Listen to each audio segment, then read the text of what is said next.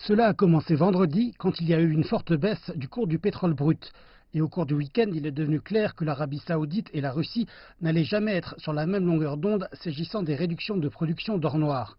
Et l'Arabie Saoudite, menaçant la Russie, va de l'avant et réduit ses prix à destination de la Chine tout en augmentant la production de 10 à 12%, ce qui a eu pour effet immédiat de faire des remous dans la nuit de dimanche à lundi.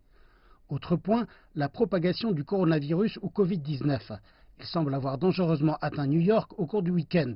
À cet égard, le gouverneur de New York et le maire de la ville ont tenu plusieurs conférences de presse des plus sérieuses. Et lorsque le marché a repris lundi, nul ne savait où se situerait réellement le Dow Jones à son ouverture en raison de la suspension du marché à terme, ce que je n'ai jamais vu auparavant. Au final, le Dow Jones a ouvert avec une baisse de 1500 points et a immédiatement chuté de 1800 points. En fonction des règles des marchés boursiers, les disjoncteurs du système se sont déclenchés à ce moment-là, donnant à chacun une chance de respirer. C'est d'ailleurs la première fois que ces nouvelles règles se sont appliquées à la bourse et au Standard & Poor's 500, le marché élargi s'il baisse de 7%.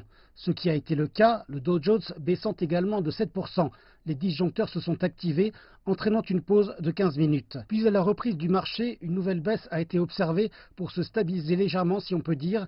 Il était en baisse de 1200 points cependant et a chuté beaucoup plus loin. Et ce que nous avons maintenant, c'est le Dow Jones qui flirte dangereusement avec un marché baissier. Pour des précisions chiffrées, le Dow Jones, le Nasdaq et l'indice S&P ont tous chuté d'environ 7%. Le Dow Jones baissant de 2013 points, le Nasdaq de 624 points et S&P de 225 points.